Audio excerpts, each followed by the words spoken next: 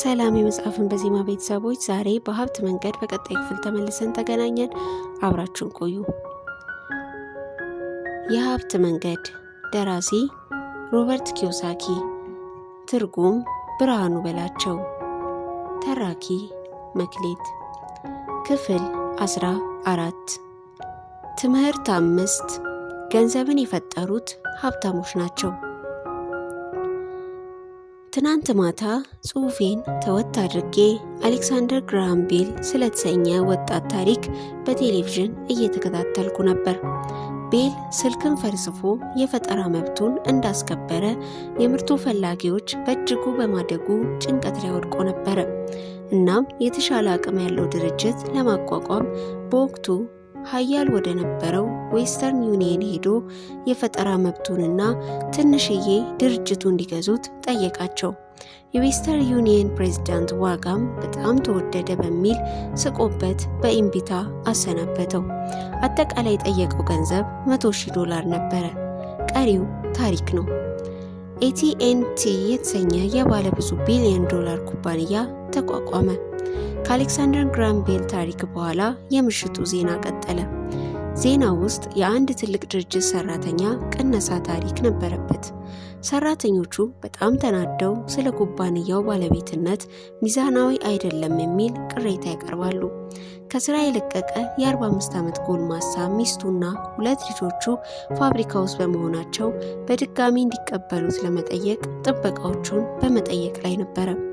ገና ቤት መግዛቱ ስለነበር እንዳያጣው ሰግቷል። ካሜራው ሰውየው ሲለማመጥ ለዓለም ያስተላልፍ ነበር። የኔንም ትኩረት ስቦት ነበር። ከ1984 ጀምሮ በሙያዬ ሳስተምር ቆይቻለሁ። ትልቅ ልምድ የቀሰምኩበት ቢሆንም የሚረብሽ ሙያም ነው። ምክንያቱም በሺዎች የሚቆጠሩ ሰዎችን ሳስተምር እኔን ጨምሮ ሁላችንም ላይ አንድ አይነት ነገር ተመልክቻለሁ።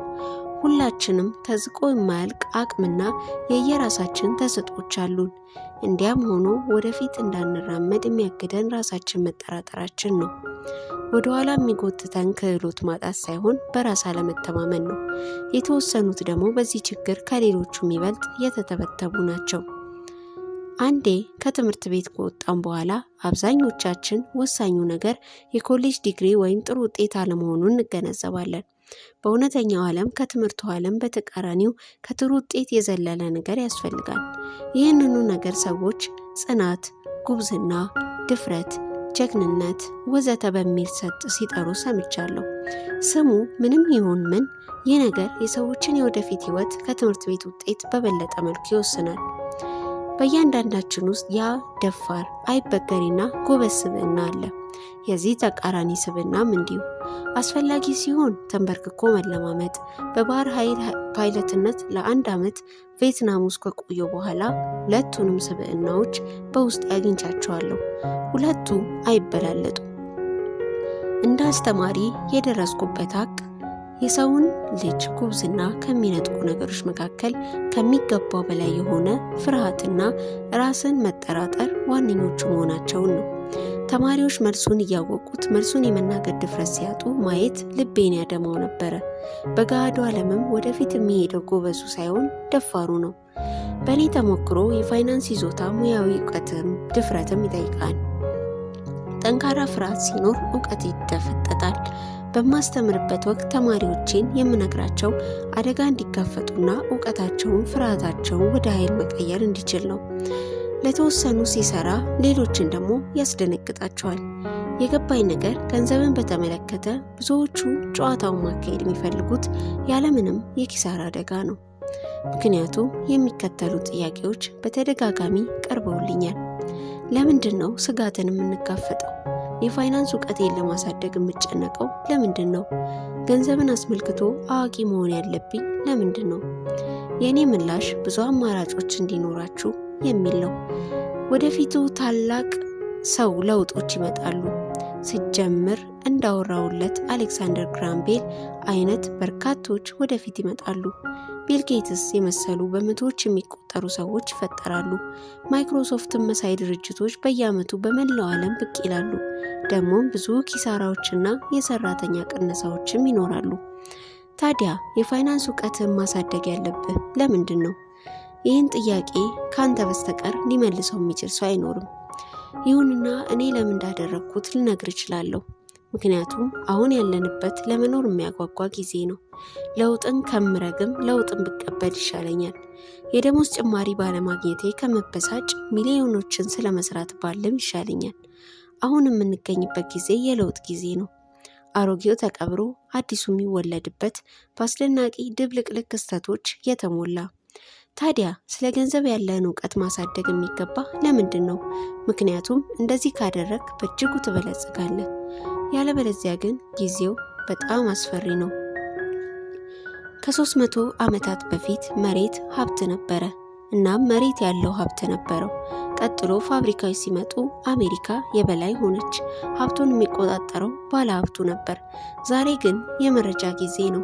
በጣም ወቅታዊ መረጃ ያለው ሰው ነው ሀብቱን የሚቆጣጠረው። ችግሩ መረጃ በብርሃን ፍጥነት ነው ዓለምን የሚያዳርሰው።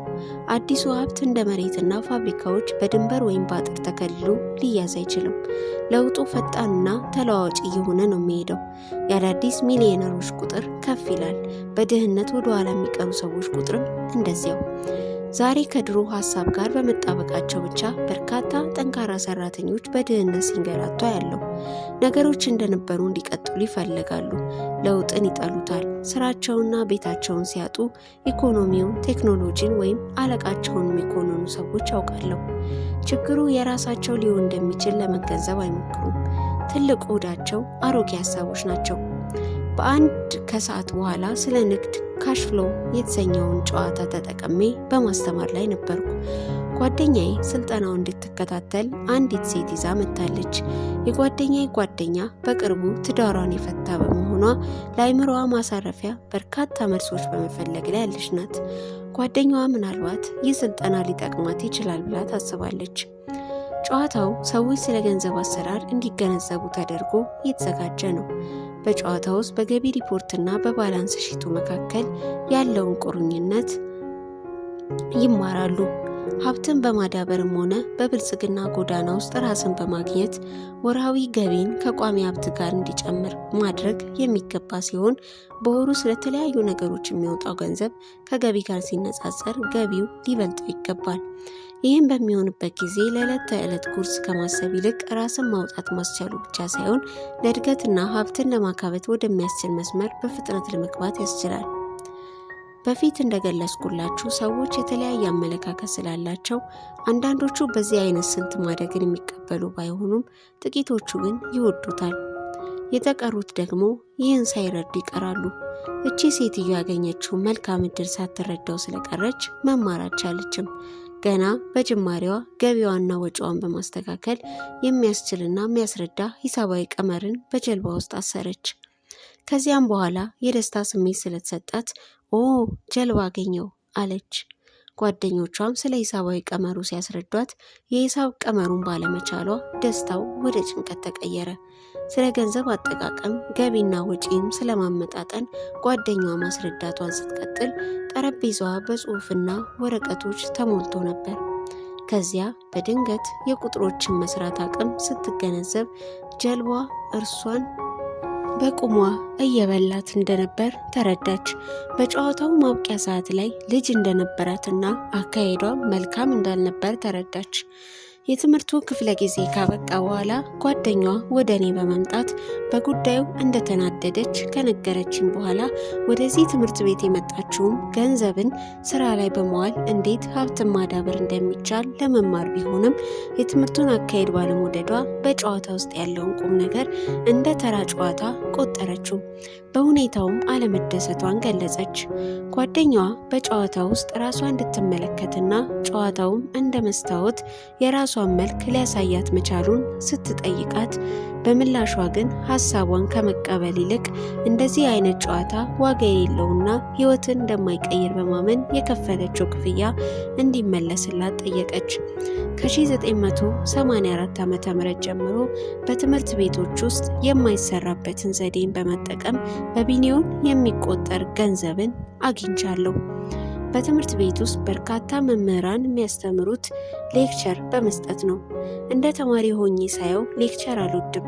ምክንያቱም በትምህርት አሰጣጥ ወቅት መሰላቸት የሚፈጥርብኝ ከመሆኑም በላይ አይምሮዬ ትምህርቱን ከመረዳት ይልቅ ሌላ ነገርን ማሰብን ይመርጣል። ውድ የመጽሐፍን በዜማ ቤተሰቦች የሀብት መንገድ ክፍል 14 የተከታተላችሁት ይመስል ነበር። በቀጣይ ክፍል እስከምንገናኝ ላይክ፣ ሼር፣ ሰብስክራይብ በማድረግ ቤተሰብ በመሆን ቆዩን። ሰላም።